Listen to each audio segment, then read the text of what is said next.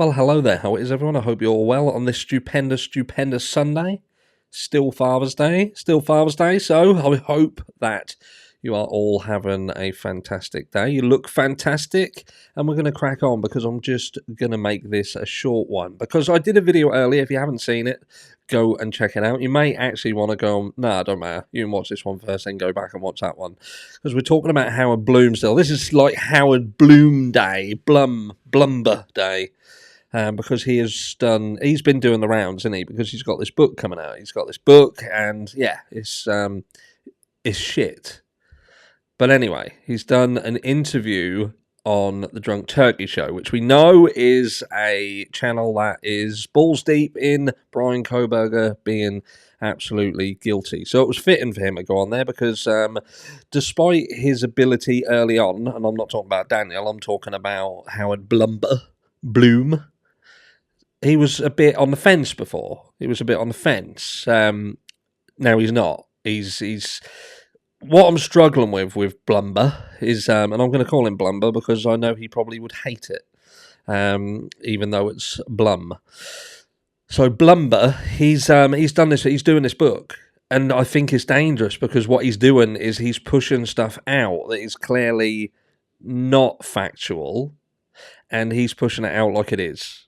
Now, the book is apparently going to be it's going to be a fiction book. Do you know what I mean? It's not going to be, a book based on fact. Even though later on, don't get me wrong, later on it might prove that some of this is factual. Who knows? Because at this point, and that's the point, at this point in time, and that's a lot of points, we don't know what's right and what's wrong.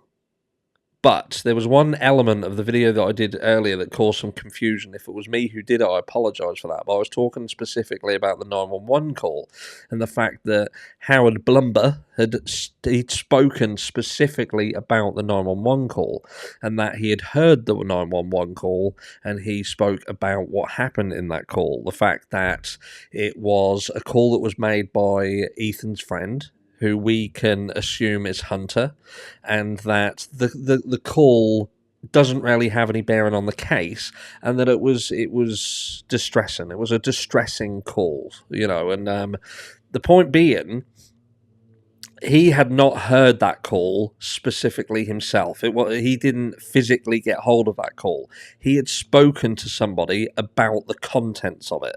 Now, we can split hairs all we want here, but the point being, we, the public, have not heard that call. We, the public, even if we did a Freedom of Information request, we wouldn't get that call. The call is not out there.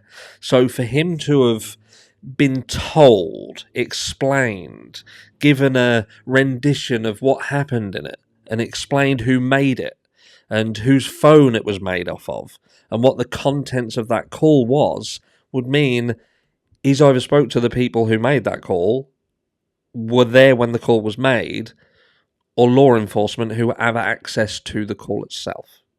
And either one of those is wrong. Either one of those are wrong. Now, you get out of jail free, I suppose, if you look and say, look, there was a few days right early, because he claims he was there right at the start, when he could have spoken to anybody. Why anybody would want to speak to him, and then all of a sudden nobody wants to speak to anybody is beyond me. Do you know what I mean?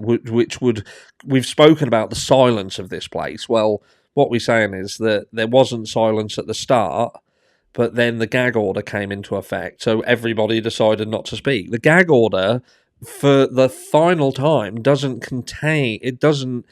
hold the general public or the people in that place, meaning that they can't talk about their experiences, talk about the crime. It is a gag order that gags anybody to do with the court case, the legal representation, the defense, the prosecution. Anybody who is actually dealing with the case itself, they can't speak about it. Now, even Steve Gonsalves, yeah, that's right, Gonsalves, not Gonclaves, you dumb motherfucker. If you're going to write books about people and claim that it's a fucking requiem to them, at least learn their fucking names. Gonclaves. What in the blue monkey fuck are you talking about, you silly old bastard? Anyway, but do you get my point? My point is, like, we talk about these cases, we speak about them, and I get people who say to me, "Oh, you've been talking about this case every day." Yes, you're right, I have. Pretty much every day I've spoken about the Idaho 4 case, and it's because of pricks like this why I talk about it. I talk about it because despite him bringing out a book that says it's a requiem to him, he doesn't even know what their fucking names are. And he'll sit there and push stuff out as if it's factual, like it's a fact.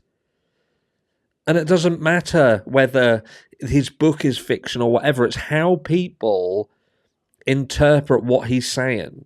And anybody who's on the fence or anyone who's kind of an anti-Brian Koberger person, like Daniel and Co, and that fucking guy doing the mannequin challenge with him for an hour, Big Blue, who I don't even know what the point of him being there was.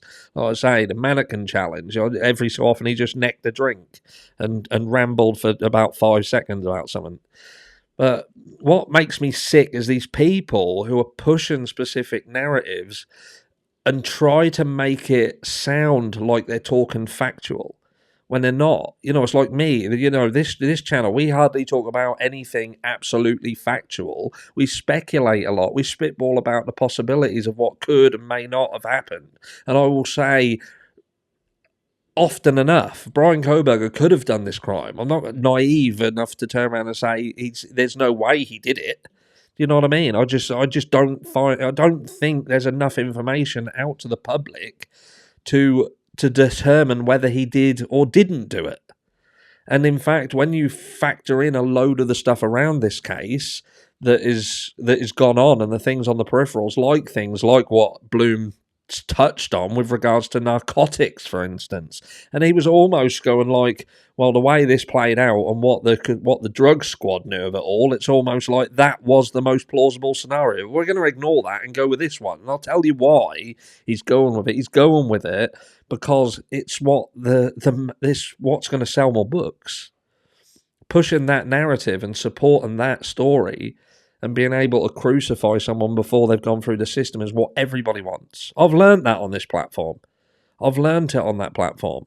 And me being on the fence, and me being one that's been a bit of an outlier and been able to say, look, I don't think Brian Koberger did. That's caused catastrophic damage to this channel. I could have ran with the main narrative that, jumping on board with he's fucking done it and what have you. But I just won't do it. I won't do it because for me, there just isn't enough out there to do it. And I'm not willing to be one of those types of people who are manipulated by the likes of Howard Blum. I'm just not going to do it. I'm not going to be manipulated and use that to manipulate others. People need to do their own research. They need to read their own things, come to a conclusion, but have an open mind. Have an open mind. But again, with respect to the 911 call, Howard Blumber, he didn't physically listen to it, but he was talking to someone who either they either were there when that call, and that's another point, and we will be talking about that over the next few days. This 8 hours, that call, and what happened after this crime. We are going back into. I am going to talk about it again, and this time I ain't holding back because there's been some people around this who have been given a free pass, and they ain't getting it now. But let me know down below what you think, and I'll catch you all later tonight in the live.